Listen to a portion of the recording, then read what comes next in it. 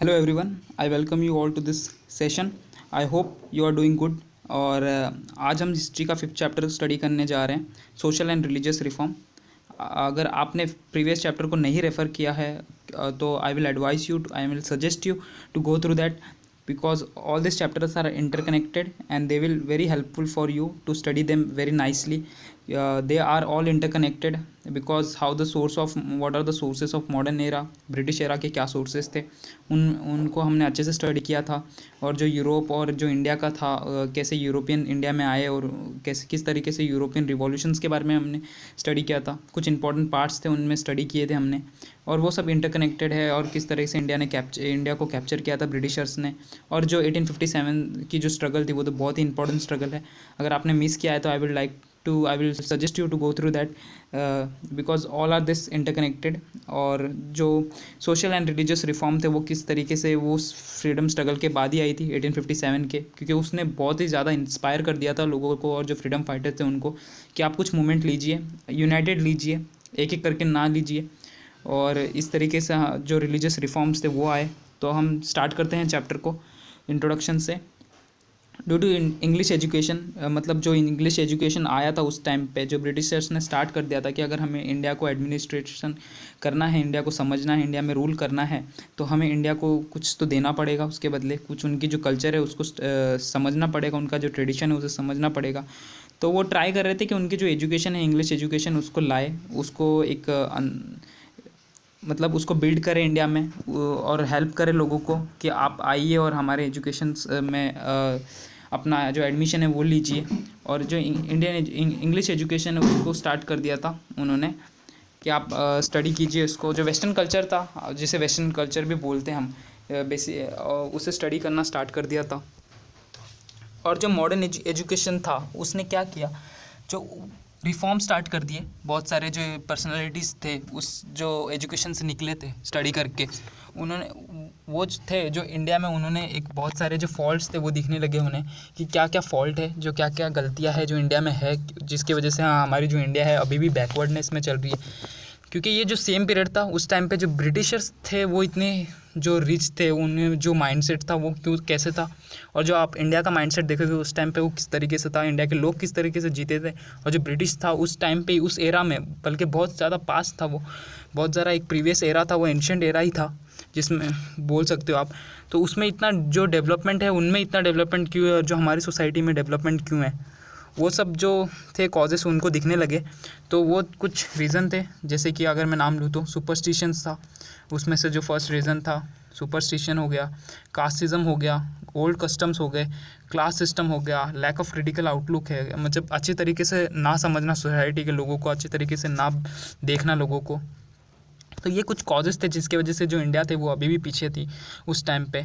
तो इन सब ने सोचा कि हमें कुछ चेंजेस करना चाहिए, हमें कुछ रिबेल करना चाहिए, हमें कुछ रिफॉर्म्स लाने चाहिए, कि हमें अपनी जो इंडियन सोसाइटी है उसे सुधारना चाहिए। किस तरीके से हम उसमें चेंजेस लाए, और किस तरीके से हम जो प्रिंसिपल ऑफ ह्यूमैनिटी है, मतलब जो मानवता है वो फैलाए, इक्वालिटी फैलाए, सभी इक्वल हैं, सबको अपने अपने राइट्स मिलने चाहिए। जो फ्रेटर्निटी है उसको मिलना चाहिए। फ्रेटर्निटी का मतलब ब्रदरहुड होता है, मतलब भाईचारे से रहना चाहिए हमें सबको। The educated thinker started social awareness through writing to solve the various problems in society. उन्होंने स्टार्ट कर दिया जो वेरियस प्रॉब्लम्स है उसको राइटिंग के थ्रू सॉल्व करने की। बहुत सारे ओरल भी स्टेप लिए गए थे, उन्होंने स्टार्ट कर दिया तो उसको।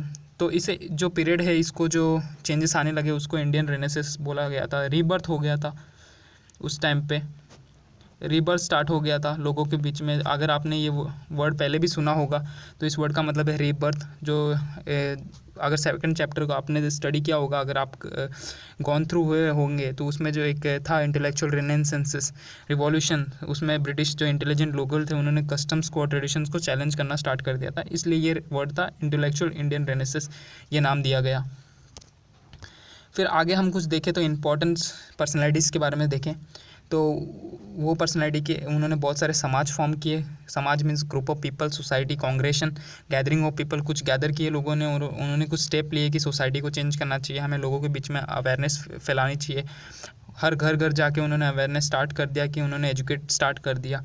उसमें से कुछ प्रैक्टिसेस थे जो उस टाइम पे हो रही थी वो बहुत ही गलत प्रैक्टिसेस थी, और वो जो प्रैक्टिसेस थी वो स्टॉप होना चाहिए, कि वो आगे नहीं बढ़नी चाहिए। उनके जो प्रोविशन थे, उन्होंने जो बैन करने की एक पहल की थी, वो किन पर्सनैलिटी ने की थी, उनके बारे में हम देखें तो राजा राम मोहन रॉय थे। एक बहुत ही पर्सनैलिटी है, बहुत ही बड़ी पर्सनैलिटी है।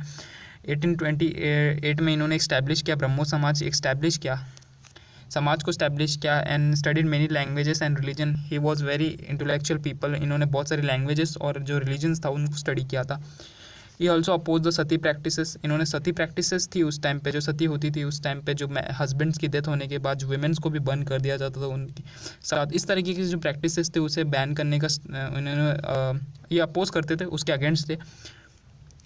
वो चाहते थे ये सब प्रैक्टिसेस थे वो बंद हो, और जो चाइल्ड मैरिजेस जैसी प्रैक्टिसेस है, जो पर्दा सिस्टम है, वो सब भी अपोज करते थे ये। और और बहुत सारे जो प्रमोटेड विडो रीमैरिज थे उनको भी अपोज करते थे ये, मतलब अपोज नहीं करते थे, सॉरी, जो प्रमोट करते थे वो जो विडो रीमैरिज होनी चाहिए। मतलब जो वुमेन्स है जिनके हस्बैंड्स की डेथ हो गई है कोई कारणवश उस टाइम पे, तो उसकी जो रीमैरिज होनी चाहिए, अगर वो यंग है तो उसकी जो मैरिज होनी चाहिए, उनकी रीमैरिज होनी चाहिए। उस टाइम पे जो रीमैरिज था वो भी एक तरीके का टैबू था, वो बहुत ही अगेंस्ट था लोग उसके। तो he also promoted the female education and founded the Hindu college in Kolkata. इन्होंने एक कॉलेज भी स्टार्ट किया, उस कॉलेज का नाम था he founded that college in Kolkata. तो इन्होंने बहुत सारे स्टेप लिए, अपोज किए बहुत सारे स्टेप को, और प्रमोट भी किए बहुत सारे स्टेप्स को। तो और इन्हीं की तरह बहुत सारी पर्सनैलिटी है, उनके बारे में हम देखें तो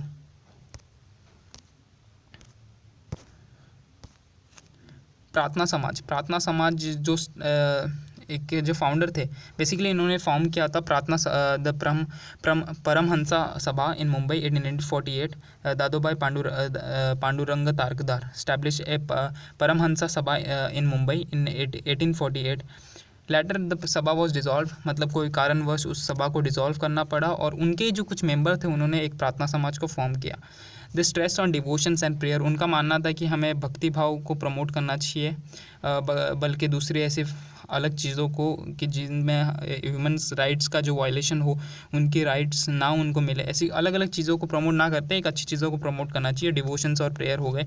सोसाइटी को प्रमोट करना चाहिए, अच्छी सोसाइटी में अवेयरनेस को प्रमोट करना चाहिए। उन्होंने जो चाइल्ड्स थे उनके लिए ऑर्फनेज स्टार्ट किए, अनाथ आश्रम स्टार्ट किए, तो वुमेन्स एजुकेशन को प्रमोट करते थे। और night school for the workers of and society of Dalit के लिए, जो वर्कर्स थे, जो दलित्स थे उन टाइम पे, जो लोअर ग्रुप्स थे, उनके लिए एक नाइट स्कूल का भी इन्होंने एक किया था स्टार्ट।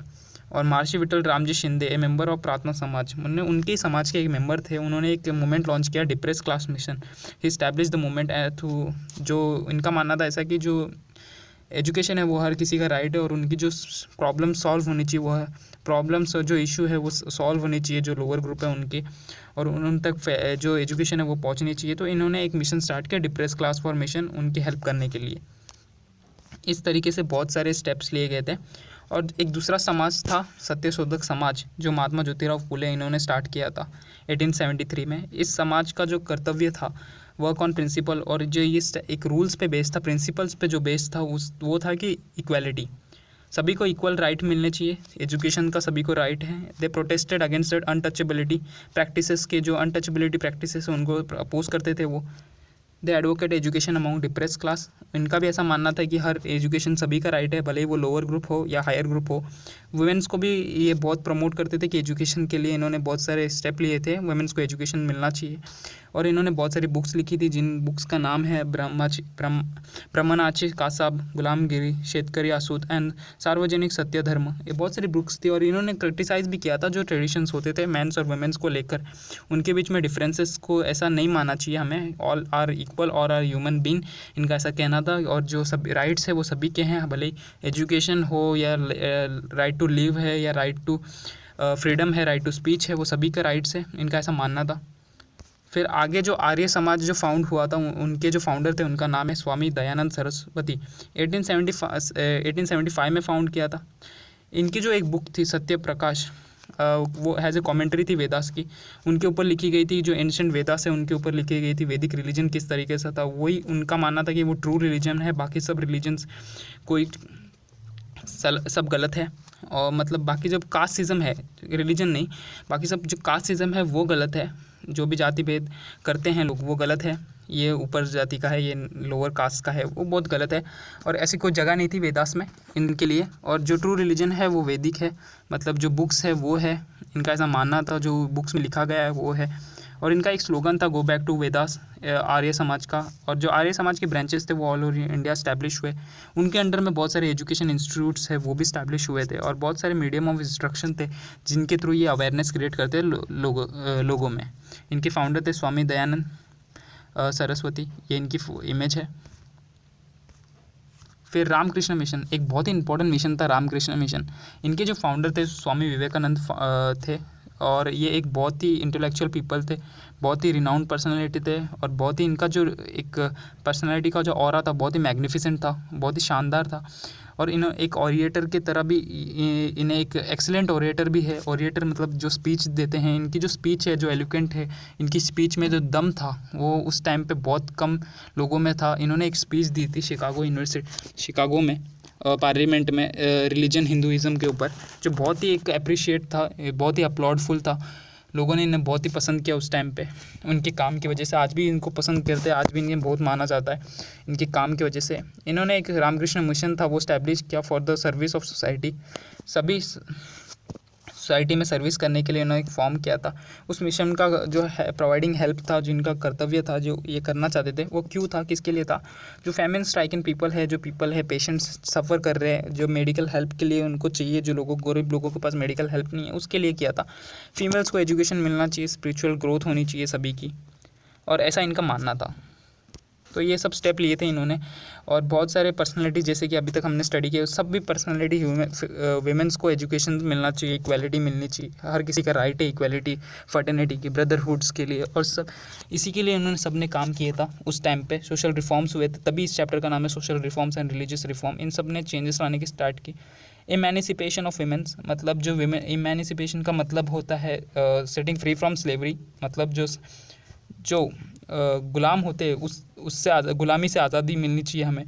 और इनका मानना था कि विमेंस को राइट मिलनी चाहिए। जो प्रैक्टिसेस है सती और चाइल्ड मैरिज और डाउरी सिस्टम है, केशव पान जैसी प्रैक्टिसेस है, जो opposition, he also opposition many practices oppose करते थे।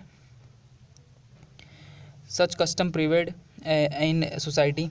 और जो इन्होंने मिलके जो इनका बहुत ही अच्छा एक राइटिंग था जिसे पॉपुलरली नोन हैज़ लोकितवाड़ी, और वो जेंडर इक्वालिटी के ऊपर लिखा था इन्होंने कि सभी को जेंडर इक्वालिटी है वो मिलना चाहिए।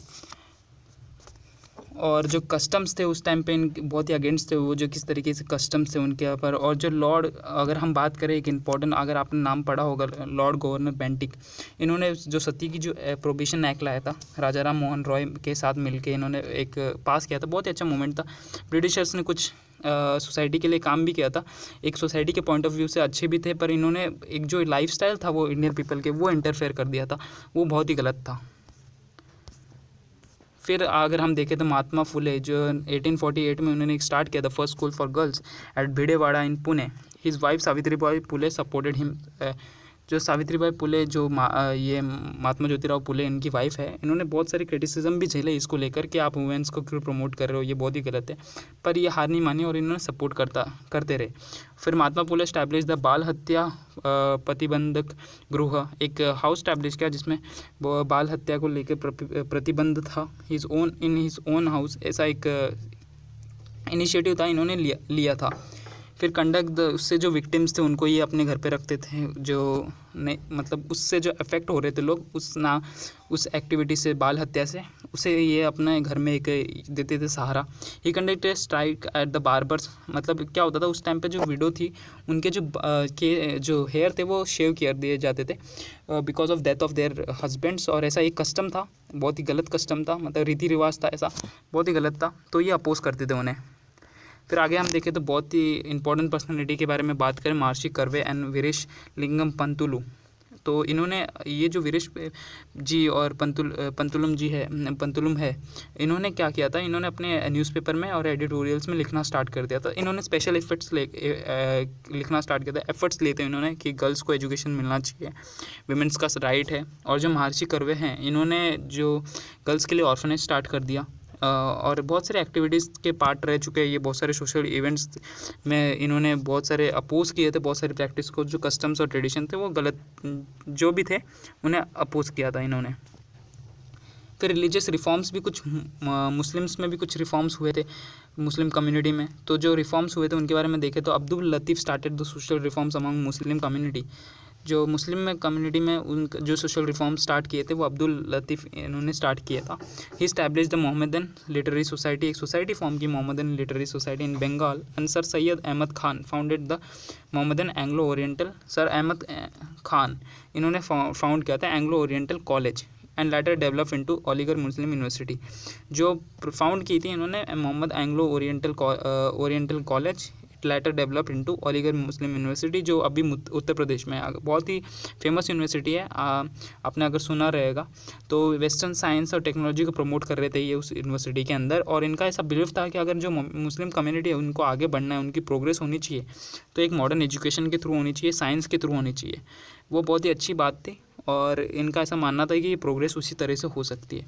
तो आगे हम देखें तो हिंदू सोसाइटी को किस तरीके से आगे लाना, आगे किसने लाया था और किस तरीके से लाया था।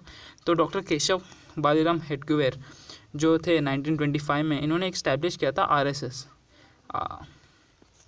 राष्ट्रीय स्वयं सेवक संघ, इन्होंने इस्टेब्लिश किया था एट नागपुर। वो एक हिंदुज़म के ऊपर वर्क करता था और जो यूथ थे उनको प्रमोट करता था। मतलब जो उनका ऐसा बिलीव था, हिंदुज़म को प्रमोट करने का एक तरीका था इनके संघ का, इनका जो ग्रुप था उनका। तो ही स्टैब्लिश दैट।